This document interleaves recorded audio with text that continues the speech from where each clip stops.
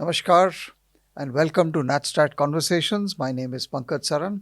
I welcome you to this episode of Geopolitics, Technology and Economy. Today we have a very particularly special person with us, a guest, a researcher, a very prominent academic, as well as a public policy expert, Dr. Shamika Ravi, who is a member of the Economic Advisory Council to the Prime Minister. She is a prolific writer, researcher. She's one of the great advocates of science-based and data-based economic research. She's had a long background of research in think tanks, in academia, and today she is a member of the Economic Advisory Council. So, Shamika ji, warm welcome to you on NatStrat. It's a pleasure to have you with us, and we're going to discuss the Indian economy and everything related to that for our guests. It is actually rightly said that the best foreign policy or the most effective foreign policy is economic policy. So what we do in NatStrat is, of course, try to bring everything together, the geopolitics, the technology, the economy. And that's why your presence is so special, because you have devoted so much time and continue to do for the economic aspects of India's national security and development and growth. So I just want to begin by asking you, how do you today feel about, but I first want to start by you and your own career, your own professional rise as an economist to reach the level where you have today. You want to share with us a little bit about your own life and career and how you have shaped your professional journey to this point? Sure. Thank you for the invitation.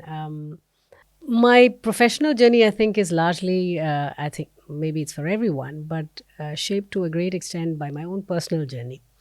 I grew up in Kerala. My parents are both from Bihar. So in some sense, I have seen very different parts of India. After finishing my schooling, I moved to Delhi. I went to Delhi University. And then I went to the US to do a PhD. And I was very sure, because not just my dissertation, but my research interest in general at that point was in development finance. And India happened to be at that point the place where a maximum experimentation of that nature was happening. So this is early 2000s. And so I moved to Hyderabad at the Indian School of Business. I was there for 10 years before I moved to Delhi to be with Brookings. And that's when we set up Brookings as Brookings India as a think tank for India and to strengthen the policy research. The areas of research, Pankaj, have been largely on account of motivation, which is real life motivation. What happens is that the lens as researchers that we bring to our own academic research or even policy research is based on the motivations that drive us as researchers. And in India, you just have to walk around and talk to people, travel the country to understand what the real issues are. So I think I try and subvert the lens that we grew up, which is a very top-down. It's a very large country with enormous variations and, all kinds of diversities. So I think the whole attempt has been to bring data and empirical knowledge of these variations and differences from ground up and feed into policy. That's what it is. Yeah, but I have to say to you that one of the most amazing things about your work is that it is so rigorous and it is completely grounded on data and on, empirical analysis, which is rare in today's world. Especially, I think we are losing it in India because the economics is becoming, it seems, less data-driven, less factual. So your work, I think, stands out for that. But can you also tell us a little bit about the Economic Advisory Council and Sure. what exactly it does and what's its functions, objectives? So I'll tell you, I partly disagree with you that economic policy making is now becoming less data oriented. In fact, more than ever before, it is becoming evidence based. The point is, can we sharpen the evidence themselves, the kind of evidences that are required to feed into different spheres of what we call economy? Traditionally, we just look at a handful of macro indicators. You look at GDP growth, you look at inflation, you look at fiscal deficit, you look at some trade numbers. But economy, particularly like India, is not a small homogeneous economy dependent on one or two sectors. It's too vast. It's too diverse, meaning it's extremely rich, complex, but it's also very dynamic, which means it's changing very rapidly. The real challenge today then becomes one of that with this massive digitization and enormous amount of data, to say that data is the new oil, which is a cliched phrase, but the point is it's really oil in the sense it's crude oil. To transform all of that into information and knowledge is what research is about. So the effort right now is to bring in as much real time knowledge and economic intelligence, whether it's trade related, it's health policy, labor markets, whether it is agriculture policy, I dare say gender policy, whether it's urbanization. We are urbanizing so much faster than we know and understand. Yeah. So I think data is very much at the back of most things we are doing, which is the scientific way to do it. But I think the first effort at the EAC, when I joined as a full-time member, earlier I was a part-time member, as a full-time member was to spend a lot of time and effort on the statistical systems itself. That a dynamic economy really deserves to have real-time, more representative, and better data. So I raised issue of data quality publicly. Of course, internally we have a lot of conversation. There were some public spirited debates on those issues, but we have come a long way since that effort has been. I would say in the last 2 years, particularly government data collection has not only improved very significantly, but I think there are, the quality framework is also in its place. We are also trying to strengthen collection of data at state levels. Again, being very large, you have 28 vibrant state economies, which need their own real-time data. And at the EAC, there is a huge variation in terms of the input that goes into. We are not a think tank like Niti Aayog. We really are, you should think of it as a think tank for PM. It's an economic advisory council to the Prime Minister. I would say majority of what we work on is intelligence generated for the system. So it's internal and it doesn't come out. But there is a sizable side of our research that is also publicly available for people to read and comment. Well, thanks. That's really very, very useful. So there are so many issues to talk to you about. Let me just try and break it down in bits and pieces. I want to start first by asking you about, when you talked about data, I mean, you talked about the diversity of the economy, but let's start with the data issue. I mean, recently there's been this whole controversy about poverty.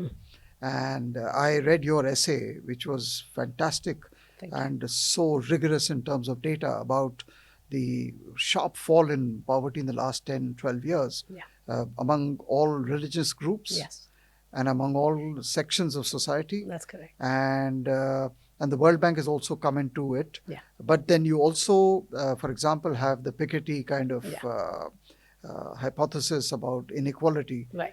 So you want to talk a little bit about your work, that essay particularly, Sure. and there are people who are challenging, on grounds that the poverty line itself is a subjective line, and there's been some controversy. I've seen some of your exchanges with some other economists. So you want to talk a little bit about the whole poverty reduction process? First of all, there might be different definitions of poverty in terms of what is the benchmark that you choose. But in fact, we have a Economic and Political Weekly, DPW article forthcoming on exactly this, that regardless of the benchmark that you choose, the comparison between NSS 2011-12 and the latest household consumption expenditure 23-24, it's unequivocal. Across states of the country, across social religious groups, we have had a very significant decline in poverty. You're talking about from 30% to 2% kind of. 29.5 to 3.9 if we look at the Rangarajan. Now, when you said there are different kinds, yes, there are, because we started out with a view of Tendulkar poverty line, which was only looking at the caloric requirement for an average Indian. So you needed 2,000 calories or 3,000 calories. How much money did you need to spend? So what had to be the monthly per capita consumption expenditure to meet that caloric requirement? But that is too basic. That's really from a food and a hunger kind of a metric. That's why the Rangarajan poverty line, which subsequently emerged, it includes food, but it also includes health and education. It includes a minimum amount of conveyance, rental spending. So you see, it was far more realistic in terms of, and it's moderate. It's not that level of destitution. That's why a lot of what I have publicly put out recently have been comparing the Rangarajan line, inflation adjusted, of course. So in 12 years, inflation has changed. Yeah. The cost of everything has changed. So when you look at that, it's it's absolutely it's unprecedented. That's the adjective I end up using, because I haven't seen this kind of major decline in India's past, from 29.5 to 3.9. And you're talking absolute numbers also? Yes, absolute numbers. Now, that is where, again, it's a forthcoming paper. But you see, economics is a lot more complex than simple headlines.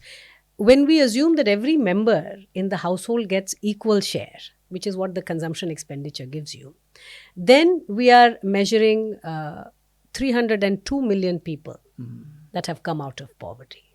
But our analysis goes a little further, because the reality of Indian households is that everybody in the family does not get the same amount. You can actually attribute, there are ways in which you can see that what has happened to poverty of children, what has happened to poverty of adult female and adult male in the household. And even by that metric, if we combine all of that, we are close to 280 million people. So in now, the last 10 years? In the last 12 years. 12 years. Yes. Which is unprecedented again. So is there a controversy with the World Bank interpretations, or are we on line with what they are saying? So are they in line with what we are saying? I'll tell you, the Tendulkar line, Pankaj, is actually higher than the World Bank's $2.15, which is what existed until very recently. So Rangarajan line is more moderate in comparison to the World Bank's. Now, the World Bank, of course, is now going to move towards moderate poverty, as should we. Because as a nation progresses, we also have to define poverty differently. Like the basket has to get richer. It has to get better. The one issue, however, which has been the case with the World Bank is that it has not always kept up with the changes in our own data systems.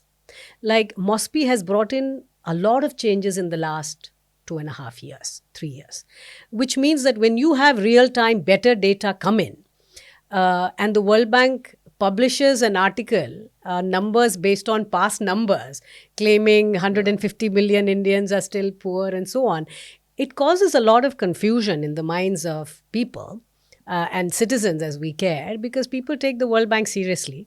And yet the official Indian numbers, which are based on Indian data, by the way, even the World Bank estimates are based on Indian data.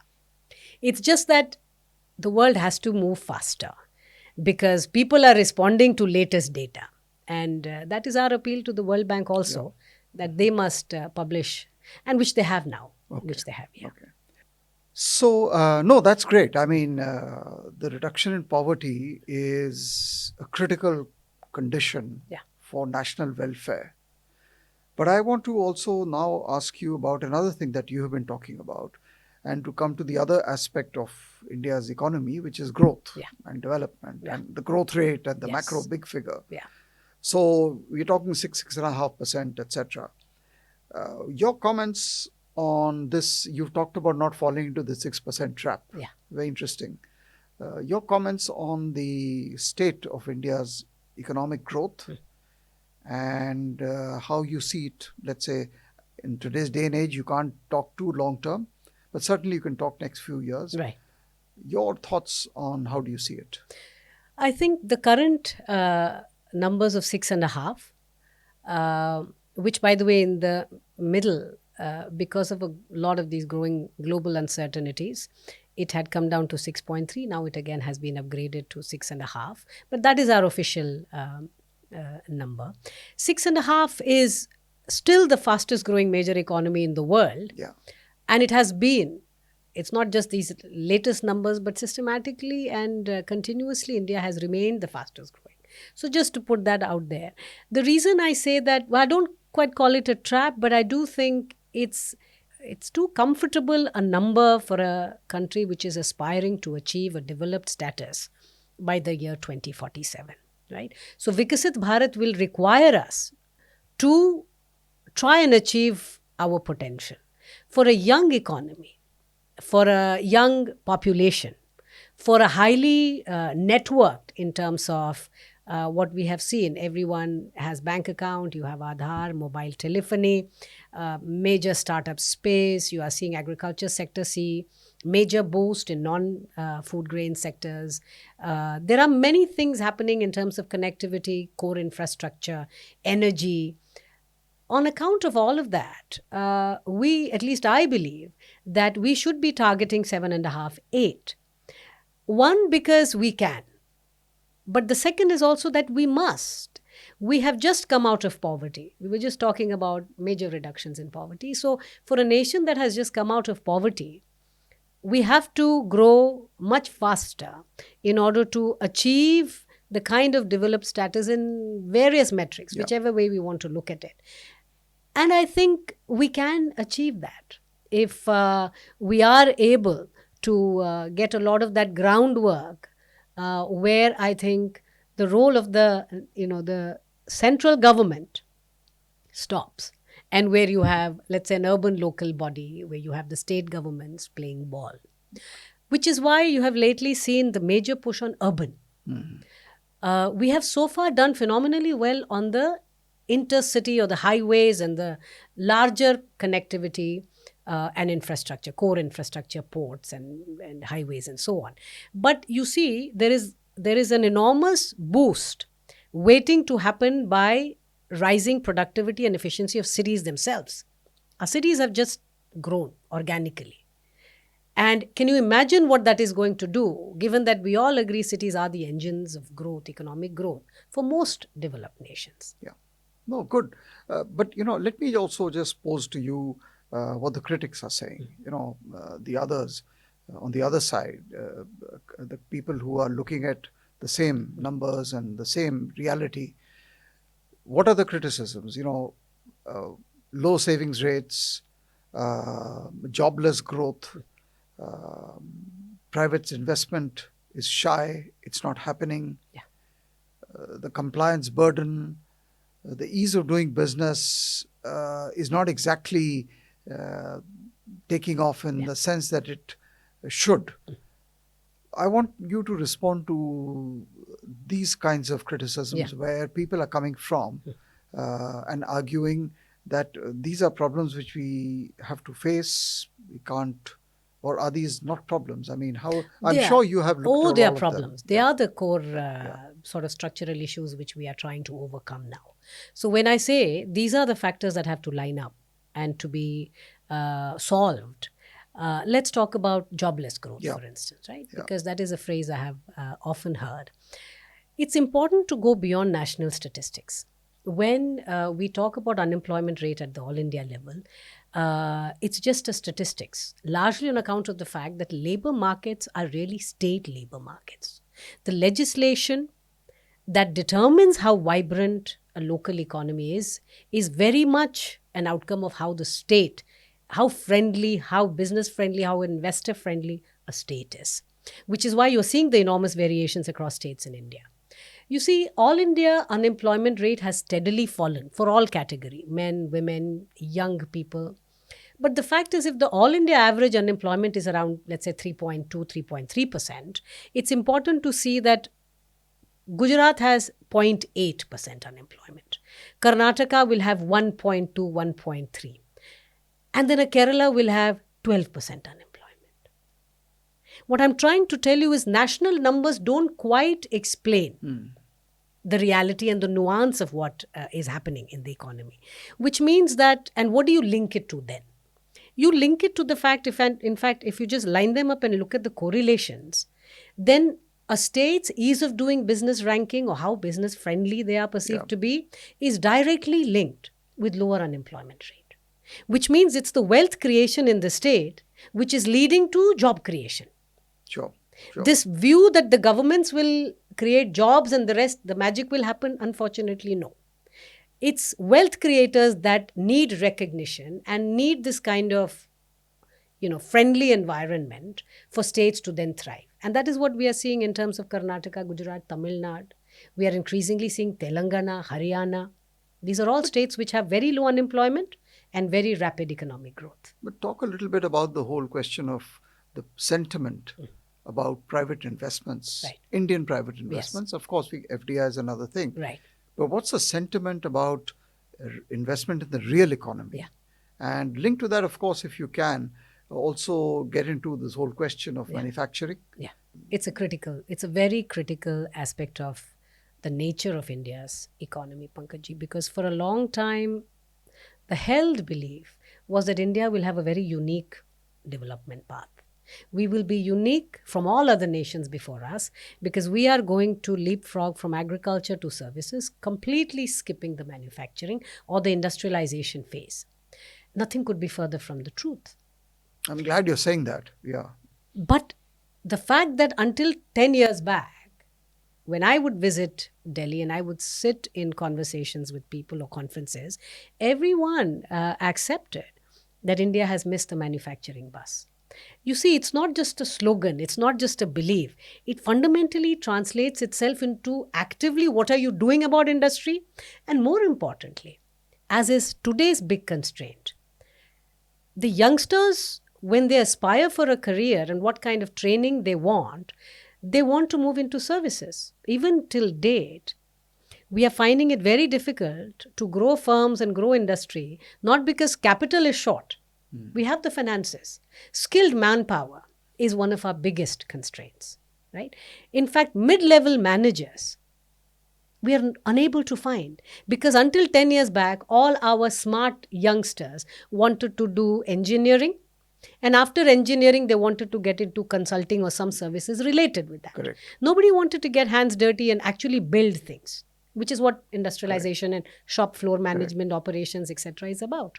So we have, the whole idea of Make in India has been a 180-degree reversal.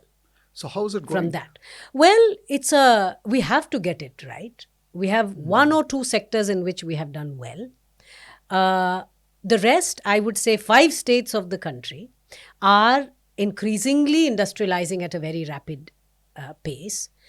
Others are still very much service dependent. Of course, agriculture is important everywhere. But this is where the tension arises. Fundamentally, I think people, but also the political leadership of states, have to recognize that the future of the state cannot be linked only with subsidized agricultural growth. You see, the nature of agriculture is such that when you improve productivity or you technologically advance agriculture, there are fewer jobs because you're mechanizing or you're just using more technology. True. The jobs are going to come from industries and services. And that's where I like to talk about Punjab, where we have tried to cross-subsidize agriculture at the cost of high power to industry. So it's a state which has actively seen deindustrialization. Industry has moved away from Punjab to the neighboring states because the reality is that states are competing for these kind of businesses, right? So today, then the state budget of Punjab is in real doldrums because you have an agricultural sector which is addicted to very, very cheap inputs. And there are no forthcoming jobs because you really haven't expanded industry or services, right? Yeah. By the way, it's not just the state budget which looks terrible and is difficult to manage. Ecologically, the fact that free diesel has led to desertification in Punjab means that, growth of paddy, where it doesn't rain like a place like that, these have long-term ecological costs. So the long-term cost, economic cost, is stupendous. I mean, we're not even skimming the surface of what these big problems are. So a lot of issues are at the state level. We have to be smart about the fact that the jobs are going to come from these other sectors. It's interesting what you're saying. You're talking so much about the states, and I think that really lies at the hub and at the center of India's economic challenge, right? That's because correct. you started by talking about the diversity of the country. I mean, it's a subcontinental economy. Absolutely. And so, if we can, or if you can talk a little more about how you see it from the Economic Advisory Council, the role of the states, the Right. state leaderships, Right. some good case studies where there are challenges and the diversity. So let's talk a little more about the states also. I'll give you one story, Yeah. an example. Yeah. The most recent work we have done on this is comparing Himachal Pradesh and Uttarakhand, because it's almost like they're relatively comparable. Correct. Also because in 2003, the central government had put out a special industrial package for hilly states. Then it was left to the states to come up with a proposal. And both the states did. And they were almost identical in their proposals in terms of, the distribution, the land cost, the electricity, transport, the kind of subsidies they would get, except on one count. They were very different in terms of town planning and land use. Himachal basically said, we will allow the businesses to buy directly from the farmers, which sounds nice. But Uttarakhand did something more. They said, we will buy it from the farmers, we will create 8,000 acre size industrial estates, and we will develop it basically in terms of core basic infrastructure, radial roads and electricity, water, etc. And then we will give it to the businesses. It took some time. It took money. But the long-term impact, by the way, long-term is 10 years. So in that sense, it's really less than a generation. Yeah. Within a generation, Uttarakhand, which used to be only 60% per capita income of Himachal, today is almost twice. Wow. If you look at the jobs created, they have created 3 times many more jobs. So I think we have so far, when you think of the Indian economy as a monolith, we're doing great disservice. We really have to get into the weeds. And weeds also, state is a very large entity. So it's large enough. And I think most commentators just miss the simple point. Completely. They look at it as Yes. a black box, which it is not. Which it is not. In fact, another story which I personally find extremely motivating, because the lesson there is something else, is comparing UP and AP. Yeah, fantastic. Yeah. Imagine Tell us. 1990s, mid-1990s. Yeah. Of course, rules had been changed. License permit Raj was actively getting dismantled. These are both large agricultural state, right, in mid-90s. Absolutely. They are both poor. UP's poverty in mid-90s was around 52%, and Andhra was around 48%, so largely poor. Mostly agriculture. Now, at that point, Microsoft, Bill Gates was thinking of opening the second largest Microsoft office outside of Seattle. He was convinced that it had to be India and not China. But within India, he was still conflicted and he wasn't sure on where and states were wooing actively. Now, imagine if you were Bill Gates, right? Or if you look at past data, you would say, well, I need engineers, right? That's what Microsoft needs. UP has IIT Roorkee. Now, of course, it's bifurcated. It's gone to Uttarakhand. Yeah. But IIT Roorkee, IIT Kanpur, IIT BHU, it has IIM, Allahabad University. There are lots of centers of excellence you can think of. If I asked you mid-90s, give me the names of 2 good technical institutes in Andhra. We'd be like, oh, Osmania ho sakta hai. Yeah. But none else, right? Yeah. So think of it. Then UP is close to Delhi. Correct. And of course, for these large corporates, proximity to power matters. Yeah. But defying all of that, why did Microsoft go to Hyderabad? It's because you had what we call a political entrepreneur in the form of a Chandrababu Naidu, who basically went to Seattle and he said, I will do whatever you want for you to come and set up your shop in Hyderabad, right? Now, what was the impact of this? The impact of it is that by 2010, which means within 10 years of this happening, the poverty rate in UP fell from 52 to 37%. And that's because this is an India story. There's a lifting of tide. All boats are getting lifted. UP is also reducing poverty. But in Andhra, it fell from 48% to 11%. So is it because of... It's because of leadership. Leadership. Yeah. It's leadership. Yeah. And that's why I think looking at past data to forecast or predict the future is often discounts these kind of entrepreneurial capability of leaders. No, that's very interesting. So leadership and Yeah, governance, they go hand in hand. that's the real key. That's the real key. Now, we say poverty fell. Not only did Andhra GDP rise and grew how? Through Hyderabad. But then the way they went about development, that is what led to then reduction in poverty as well. And of course, it was a blessing for the state Yeah. that after one leader who was entrepreneurial, the next one who came from an opposing party, Yeah. YSR, continued with the same policies, in fact, doubled down on them in terms of growth. Yeah. So I think leadership at the state level matters a great deal. No, I mean, if you look at UP and Bihar, the combined population is more than the population of the United States. That's correct. So what are you doing about the development and the lifting of that boat, Yeah. or the two boats there? You know, I think the best story right now, the state story that is emerging in India is what's happening in UP.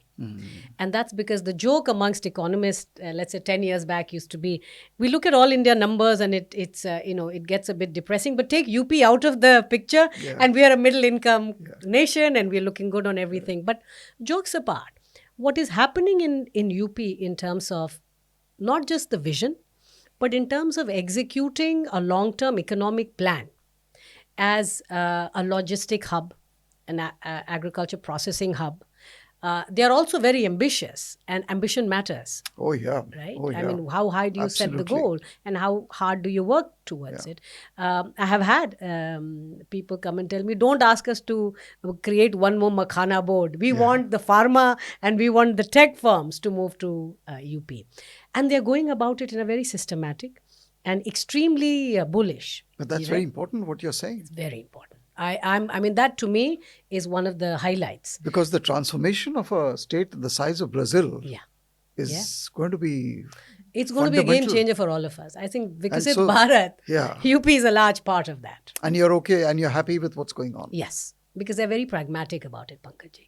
They're pragmatic because their plans and the way it's unfolding, they got their basic law and order first. I think we often discount as Oh, yeah. economists. Oh, yeah. We think a law and order will just happen and investors will just come. That's not what happens. In fact, first they were able to stem the movement of industry out. A lot of industry from Ghaziabad, that whole area used to move all the way to Gujarat, by the way. And this is one of the studies we did in 2015-16 on ease of doing business. We found a lot of Western UP businesses who were actively looking to move out. No longer. Not just no longer, they're expanding. No, that's so. Actually, there's so many things which are coming to my mind to ask you. So, let's park the states aside, we've discussed, we can always come back to it. But on the growth aspect, on the infrastructure, okay, we have big figures on the hard infra, highways, civil aviation, railways, digital. I think you've been focusing a lot on the soft part of it, the invisible, the health sector, the education, nutrition, women's status of women, quality of governance. Can you talk a little bit about how important all of this is for you and how much attention it's getting in the government? It's getting attention, but I'll tell you what happens unlike the hard infrastructure, like building of homes or toilets, pipe drinking water even, where the objective is very clearly defined and it's construction, or it's not just capital expenditure with a definite view, but the objective is very well defined and it's possible to achieve it. When it comes to these human development or human capital issues, largely exactly, their state capacity matters a great deal. By that I mean we have lots of, and we continue to have, states with unspent money. So you see, it's not enough to put money into the problem. The fact that, and here again, it's important because I'm saying state capacity. In healthcare and in education, at the primary level, which means at either the preventive health or primary health, the business models don't quite work out, which means you are unlikely to see a robust revenue model emerge for private sector to make big investments into preventive or primary healthcare. In economics, we call it market failure, which means the state has a role. The state must invest, therefore, in public health infrastructure as gatekeeping. Right? We really don't want to go to super specialty hospital when we have high fever. Ideally, a good nurse should check. And then you go to a general specialist, a GP, for instance, and then you go to a super specialist. The fact that for years that frontline has not Absolutely. quite stepped up, or we haven't invested. It's only after Ayushman Bharat that the building of the wellness center, which is sprucing up and giving resources to the what we used to call the sub centers before, that number now is more than 2 lakh across the country. So then in terms of number, we were meant to build around 150,000. So that's around 1.5 Yeah, lakh. Now yeah. we have more than 2 lakh. So the numbers have expanded. The core constraint there is then human resource. We have shortage of nursing staff. We have shortage of A&Ms, even doctors. Now you're getting to issues which money can't solve, or money can solve but only partially. And then, of course, the state issue, right? The state governance. Health and education, the state has a great deal of say, as it should, right? But the problem there is that, particularly health, since I'm talking more about it, you see, some of our states are more dependent on public infrastructure. Where the government hospitals work, the district hospitals work, people are going. In fact, if I fall sick today, I would much rather go to AIMS than to a private hospital, because I know that I trust them. Yeah. Right? And in medicine, that matters a lot. The information asymmetry is so acute that I need, and that's why when we say doctors are like gods, it stems from a certain degree of trust. But where the public health infrastructure is not good quality, there it's mostly private. And private is not your big super specialty corporate hospital. These are small clinics with a few beds, right? Now, that is where these kind of tensions begin to emerge, right? So governance matters, the state capacity to deliver this at the last mile. And related to all this, I suppose, is also the challenge of skilling and Huge. reskilling. Oh, huge. Skilling, in fact, the more I think about it, urban planning and skill development, those are the two big pillars which will either help us achieve 2047 target or keep us. So, as part of your current assignment, is this what you're trying to get the government to focus on? Absolutely. Skill is very important. And on skill, I'll tell you, and that's why economy is a lot more complex than we make it out to, because human incentives matter. Why people do it's not an accounting exercise. So think of in terms of skills.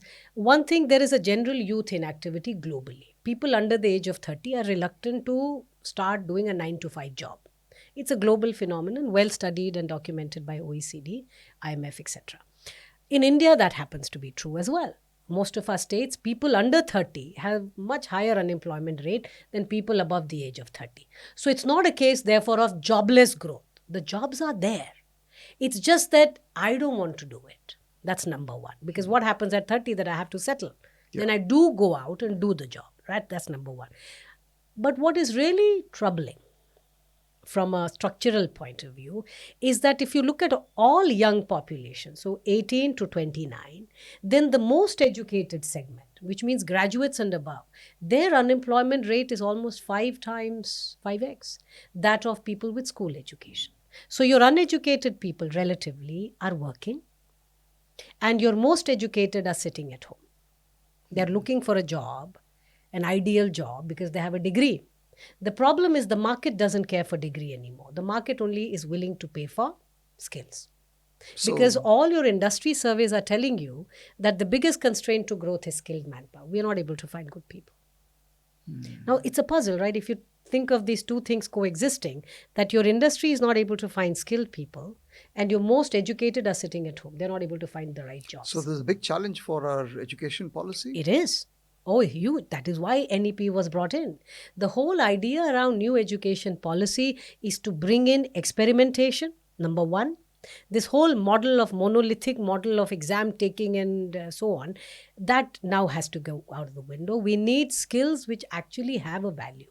So application oriented, right? So, but that is only going to happen if institutions have the incentive to work with factories, to work with industry. And industry and factories come to the classroom.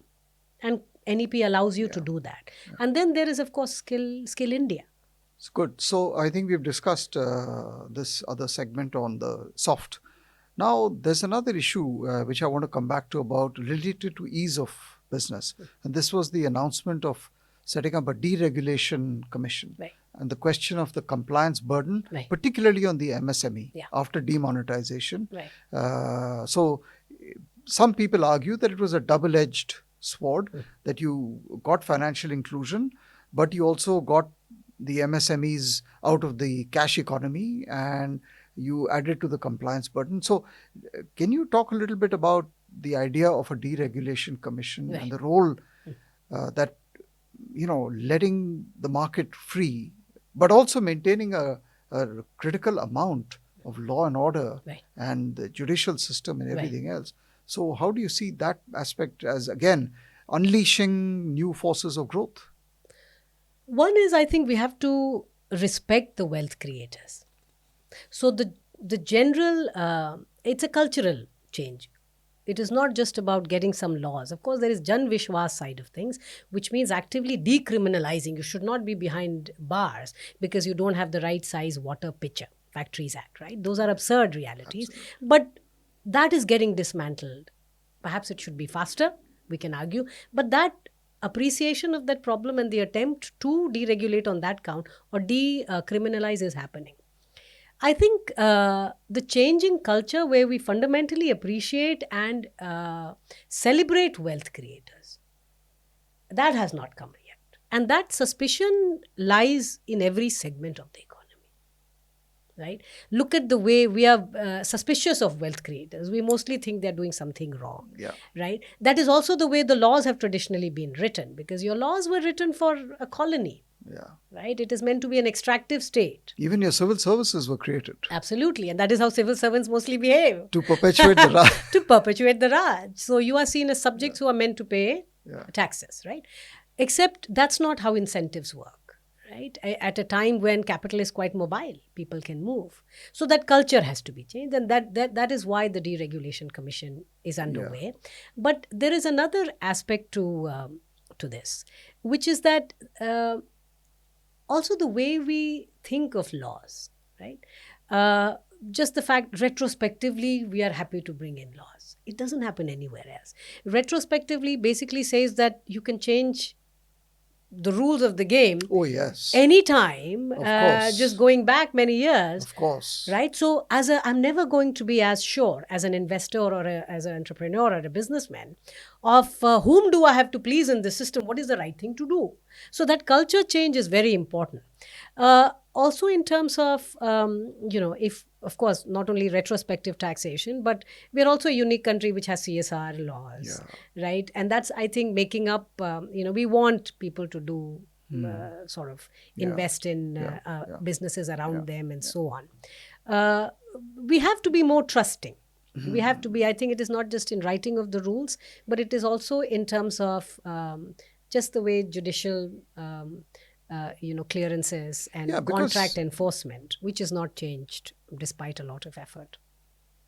So when you talked about wealth creators, and you also talked about, the top-down approach, I think there's a lot of merit in kind of applying the models of other countries here, which is to really empower your MSME and the smallest of the small, so that you enable him, the most vulnerable, but the most important economic player or actor, to be able to express himself. I have a different view on this. You see, if 100 years back, since there were no cars, well, maybe let's say 150 years back, there were no cars on the streets of Chicago. You only had horse carts. And because everybody had horse carts, we basically only wanted to incentivize horse carts. You would not have got a Ford Motors, or you would have not had the kind of innovation and technological change and revolutions that we have subsequently had. What I'm driving to is the fact that MSMEs are very important. They are the bedrock. I'm not talking about giving them incentives. Right. I'm just talking about making their life easier.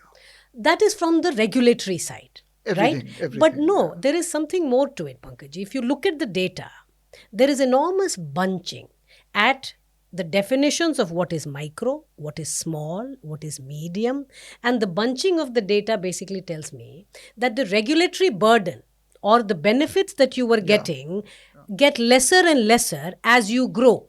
So we are talking about two sides of the same coin. That if my growth, if I now become medium, and until last year I was small, it was better being small because the state was looking at Yeah. me in a more benign, I had better finances. It pays to remain small.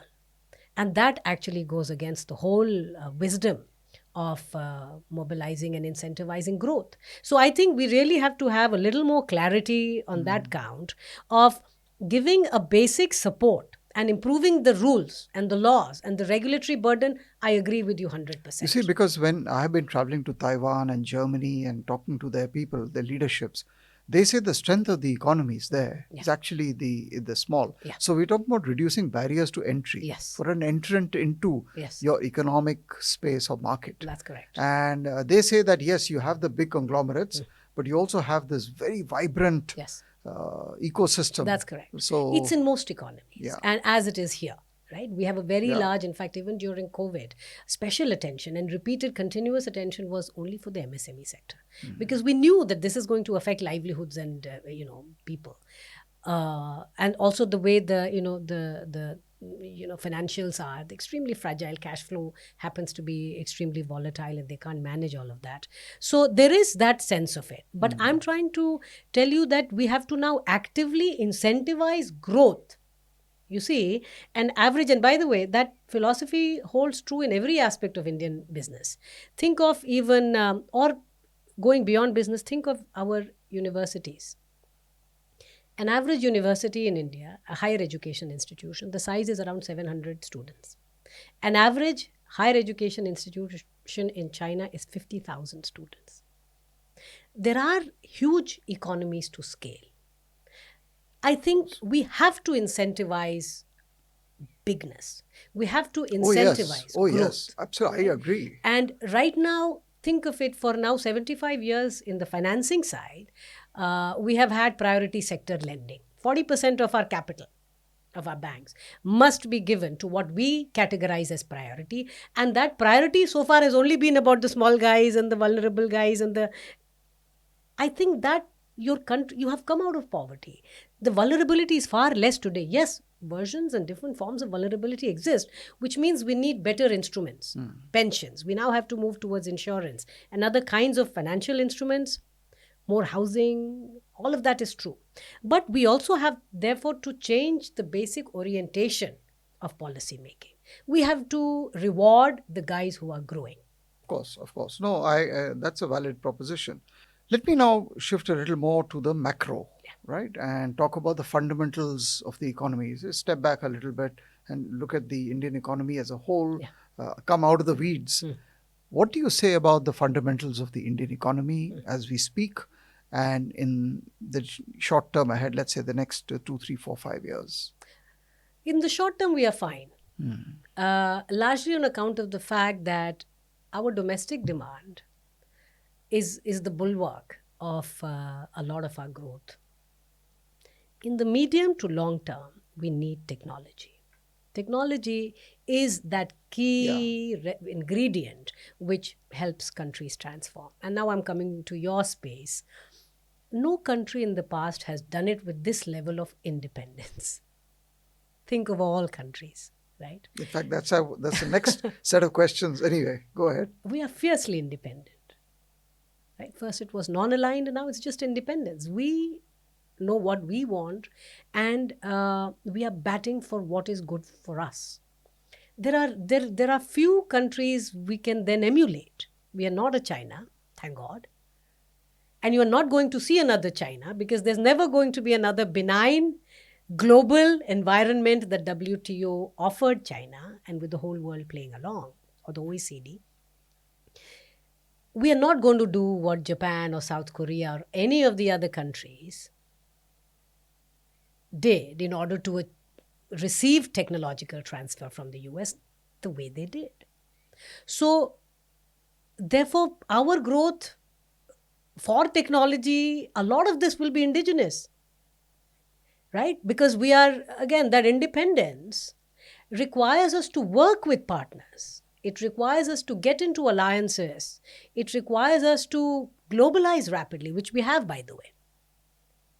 But at the same time, the whole concept of Atmanirbharta means that we cannot be over dependent for certain kinds of food, energy, certain key ingredients. So there we have to actively, economic policy, policy making has to actively ensure that we continue to innovate. So in the last 6 months, I am most optimistic on account of our changing support for research and development. Yeah, you were talking about that, yeah. Those are going to be the game changers. But of course, it has to be coupled with the bureaucracy and the excessive, it's not even regulation, right? Because there is no purpose to that degree of excessive it's just lack of compliance. trust. It's lack of trust. The belief that sab chor hain and sabko pakadna hai, or the one who got away is because we haven't worked hard enough. No, that's what I mean, the culture around it. And by the way, it is changing. Perhaps it's not changing as fast as we want it to change, but R&D requires far more trust, a lot of trust. You have to allow for young people to experiment, and you have to allow them to fail. And there it's not just the government, by the way, because the government, we have to ensure now, how are bureaucrats going to get out of the way and say, acha, ye project theek nahi hua and it happened on my watch, but I'm okay. We have to ensure that for the bureaucracy as well. But for the society, for parents to say, theek hai, IIT mein nahi gaya, but none of our moon mission people were from IIT. They're all fantastic scientists and engineers, right? So just as an aside to what you're saying, I think we are a victim of our own success. I mean, there's a revolution of expectations among the youth. Yes. The question is the government at par with that revolution, ahead of it or behind it? How do you see, and that's when the states again come in. Different states are approaching it differently. I mean, when you're sitting there and looking at it and saying, how can I be ahead of the demand that I can see in front of me among the youth and among the people? That's really, how do I put in the You are institutions? so right. Yes, absolutely. And frankly, I think I see that as our role. Our role in terms of identifying ki bottlenecks kya hai. Yeah. And that's where the data bit comes in. Yeah. So the data, I just quickly, before I move to the last segment, on the census. Right. I mean, I'm really impressed by your, the way you have mastered data to create policy and talk policy. Now we are going to have a census. Any thoughts on that, or it's just part of a normal and it's coming at the right time? And I think we need to have a population census. We do. It's critical. We do. And also the whole data management system in the government. It went through a lean period because without data, you can't make policy. I'll tell you, the lean period got articulated in the last few years on account it should ideally have begun at least 20 years back. And we've had economists like Tendulkar and Sundaram, etc., talk about these issues, right? But it somehow never made its way. And I do think there was a lean period where a lot of these things did not find their place in terms of the innovation that should ideally go into the data collection management system itself. But I think now, a lot of correction has happened, and you are going to see, you've already seen in terms of if you're following what is happening in MOSPI and the Registrar Generals, etc., there is a lot of now real time, right? I mean, for 10 years, we didn't have household consumption expenditure survey. Now we are getting it annually. Mm-hmm. Not just annually. The effort is to now have district level estimates, which is fantastic because a district in India is too large, right? So imagine I need my measures for my level. And that is where a lot of administration, decisions are made. It's at the district level. Absolutely. Then PLFS, Periodic Labour Force Survey. We used to wait 5 years for unemployment numbers to come in. It's absurd. 5 years mein unemployment leke karoge kya? It doesn't feed into monetary policy. It doesn't feed into anything. It was a joke. Then we moved to PLFS. PLFS started with annual. Now we are moving to monthly numbers of unemployment. So these are, huge innovations that are happening. Good. The point is a real time, a dynamic economy which wants policy making to be dynamic too, requires real time economic intelligence. And data is the framework, basic fuel for most that. important. Fuel I mean, you need skill for that also. Yes. So on the last part of our discussion, the global picture. And basically, there are two fundamental relationships which impact on our economy, our future, as well as our security. One is China, and the other is the United States. Right. How do you see? Let's start with China. I mean, there are so many contradictions in this relationship. Yeah. Let's keep the security and military out for this discussion. Right. How do you see the shaping of the India-China trade and economic relationship Right. happening, and how does that fit in with our own Atmanirbharta and manufacturing and everything else? How much time do you spend, I mean, discussing, worrying about China the trade imbalance, Yeah. the manufacturing, the sucking Yeah. out, Yeah. hollowing out of the Indian manufacturing economy, Right. China's artificial curbs on the kind of things Yeah. we need, but they're gradually playing a clever game That's by true. not holding back, but reducing it to a trickle, Right. weaponizing in a sense. Absolutely. You see, in the aftermath of the pandemic, when the APIs were denied to us, and we are the pharmacy to the world, 70% vaccines are manufactured in India. When the APIs started drying up, you got a wake-up call in terms of how the critical dependence on China Yeah. for a lot of these inputs are. But when I started to look at the data, it wasn't just critical inputs. It wasn't just high-tech products. We mostly import all our umbrellas. We import a lot of woodwork. We import simple leather, which is to go back to the last part of our conversation, that because we believe that India has missed manufacturing bus, and why do we need manufacturing? You see, that is the lived reality which we are now trying to correct. Right? So there are many things for the sake of livelihood generation. We have to make our own umbrellas, for crying out loud. Forget about high-tech automobiles and We're so just on. making the wrong kind of chips. Which is making the wrong kinds of chips, yes. That bit, is another conversation on what's happening to packaged food and consumption and obesity, etc., which they are also struggling with. But, with Chinese, in the long term, I think we will have better relations with China, simply because our demographics, our, traditional cultural outlook to life, they have undergone a enormous transformation as a society, but it remains in many ways bound to its civilizational values, which means that and it is not rich anymore, by the way. So we'll see now what happens with the growth declining. How will they respond to that, right? Whether it will be in the form of violence. Wars have traditionally been very good for economies. Internal upheaval. Whether people have been betting on Yeah, upheaval within correct. China for 25, 30 I agree, years. I We agree, haven't seen that. I agree. And I think that is where Westerners misread old civilizational states. And that's where I think I have hope that in the longer term, we are likely, for centuries we had totally fine relationship, right? I think some of what we have witnessed more recently has been on account of the fact that we were ambivalent in our own outlook. We were also economically, of course, China was poorer than us in the 1962 war, and today they are 5 times as rich. No, but how do you look at the whole trade deficit as an example? Well, I'll tell or you, the whole state of Indian manufacturing that is always threatened by the competitiveness of Chinese manufacturing. and except that they have lost the competitive edge when it comes to labor intensive. They have lost on account of aging population, and also it's a smaller population. And that is where the whole conversation of why ease of doing business, I mean, by the way, we have been improving ease of doing business steadily. The fact that we want to do it even faster is because this window, on account of China aging and firms looking to move, by completely independent of the trade war, by the way, this is just economics, has been because of what is happening in China. So I do think we have comparative advantage over China on account of multiple things. I also think that globally, China's rise has been because of their sale or their manufacturing or industrial output being bought by largely the OECD markets. Yeah.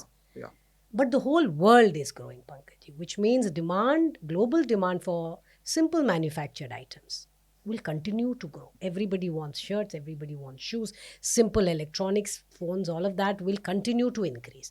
And that is we're not competing with China there, because China is gradually going to lose that space. It has begun to lose. And I think we will learn to But coexist, are you therefore. fearful of China swamping your manufacturing sector or your economy? Not if we get our act right in the next 10 years, largely on account of the fact, remember, Indian domestic market is like a strategic asset, Of course. right? And Of so is the course. rest of the global south, Of course. right? So the nature of relationships, trade relationships that we are going to get into is going to largely cater to this, take care Yeah. of this problem. Yeah.